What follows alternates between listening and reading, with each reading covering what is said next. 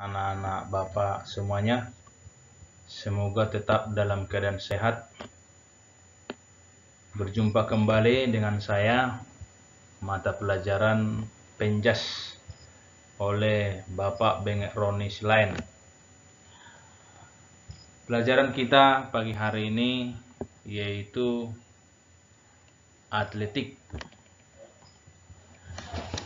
Sebelum kita masuk ke cabang atletik yang mau kita pelajari saat ini, Bapak akan menerangkan dulu sedikit tentang pengertian dan asal-usul atletik. Kata atletik berasal dari bahasa Yunani, yaitu atlon yang berarti berlomba. Jadi, atletik adalah cabang olahraga yang diperlombakan.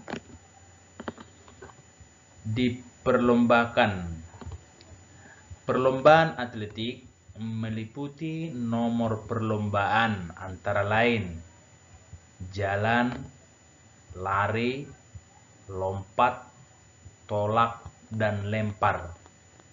Itulah cabang-cabang olahraga atletik. Pada zaman Yunani, berlari bukan saja merupakan kegiatan keagamaan, tetapi juga diperlombakan untuk memperoleh hadiah dari raja pada waktu itu. Kemudian mengubah dan menata peraturan untuk perkembangan atletik. Maraton merupakan salah satu nomor lari yang mulai diperlombakan sejak tahun 490 sebelum Masehi. Nomor lari ini berawal dari sebuah kota kecil yang bernama Marathon, yang berjarak 40 km dari kota Athena. Jarak sepanjang itulah yang diperlombakan dalam Olimpiade tahun 1896 di Athena. Pada pertengahan abad ke-19, Inggris mengembangkan cabang olahraga ini ke seluruh dunia. Di Indonesia sendiri, atletik mulai dikenal sejak masa penjajahan Hindia Belanda. Di masyarakat sendiri, ketika itu atletik belum dikenal secara luas. Perkembangan selanjutnya adalah berdirilah Persatuan Atletik Seluruh Indonesia atau yang disingkat dengan FASI pada tanggal 3 September 1950 di Semarang. Dan kegiatan pertama PASI atau Peraturan Persatuan Atletik Seluruh Indonesia menyelenggarakan perlombaan di Bandung. Itulah sedikit mengenai sejarah dari atletik dan sejarah atletik itu masuk ke Indonesia. Seperti yang di atas tadi, cabang-cabang yang diperlombakan dalam olahraga atletik adalah jalan, lari, lompat, tolak, dan lempar. Di sini saya buat nomor-nomor cabang atletik adalah nomor lari.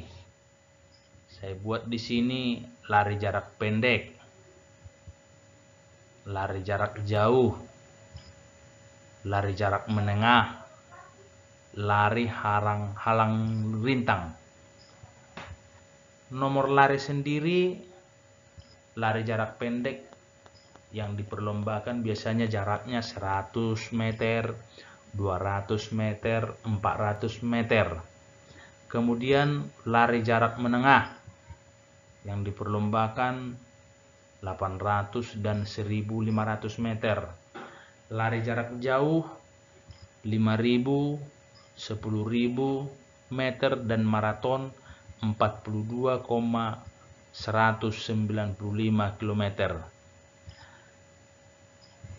Jalan cepat terdiri dari jarak mulai 3.000 meter, 5.000 meter, 10.000 meter, 20.000 meter, hingga 50.000 meter.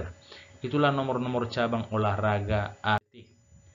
Jadi materi kita untuk hari ini adalah di antara cabang-cabang olahraga tersebut, cabang-cabang olahraga atletik itu adalah lari jarak pendek atau lari sprint. Apa itu lari sprint atau lari jarak pendek? Suatu perlombaan lari yang dimana semua peserta berlari dengan kecepatan penuh yang menempuh jarak seperti yang di atas tadi, 100 meter, 200 meter, dan 400 meter. Itulah jarak yang diperlombakan untuk lari sprint atau lari jarak pendek. Jadi kunci pertama yang harus dikuasai oleh pelari cepat adalah start atau tulakan. Kenapa saya katakan seperti itu? Banyak pelari cepat tetapi kekalahannya di start. Startnya seperti apa? Kalau startnya salah maka diskualifikasi. Bagaimana cara melakukan start atau tulakan? Sebagai berikut. Sesuai dengan aba-aba yang diberikan. Ada seorang pelari belum diberikan aba-aba sudah berlari.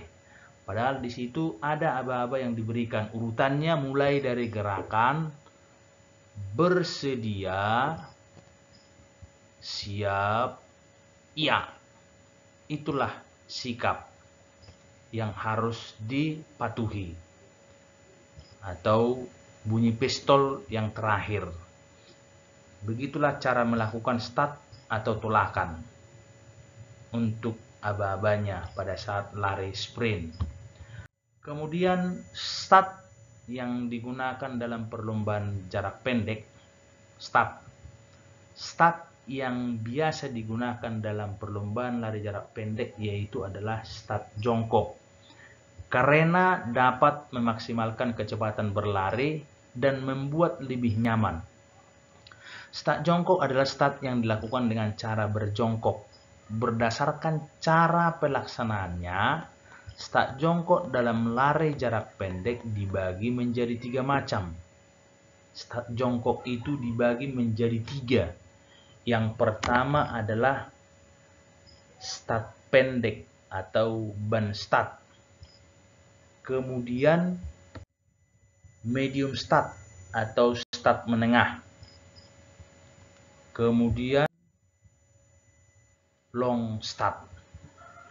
Itulah start jongkok yang terbagi 3 tadi.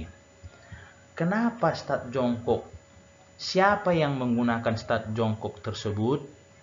Yaitu beda start jongkok yang misalnya tingginya 1,5 meter. Beda start dia dengan yang tingginya 2 meter. Jadi tidak sama start jongkok itu sendiri yang digunakan orang yang pendek dengan orang yang tinggi. Nah, jadi start itu disesuaikan dengan tinggi badan oleh seorang pelari.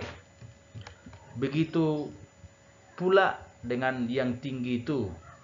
Karena yang tinggi biasanya menggunakan long start atau start panjang. Karena ruas kakinya panjang. Disitulah letaknya. Kenapa start jongkok itu dibagi menjadi 3 lagi? Aba-aba tadi ada 3. Aba-aba start mau berangkat atau mau lari, bersedia, siap, ya. Start jongkok dibagi 3. Yang pertama adalah start pendek, start menengah, dan start panjang. Nah, start pendek ini digunakan oleh pelari yang pendek. Kemudian start menengah digunakan oleh pelari yang tingginya mungkin sedang. Baru yang terakhir adalah long start yang dipakai oleh yang orangnya tinggi. Begitulah penggunaan start tersebut. Start ada banyak.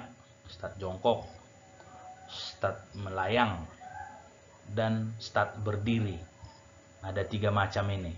Start jongkok, start berdiri, dan start melayang. Ada 3. Nah, penggunaannya ini masing-masing berbeda. Start jongkok itu digunakan oleh pelari sprint atau pelari cepat. Start berdiri digunakan oleh pelari jarak jauh. Start melayang digunakan oleh pelari kedua di lari estafet. Begitulah penjelasan tentang atletik lari sprint untuk pagi hari ini. Di sini saya buat ada tugas 3, 1, 2, dan 3 supaya dikerjakan di rumah. Tetap jaga kesehatan, selalu pakai masker kalau keluar rumah. Tetap semangat dan terima kasih.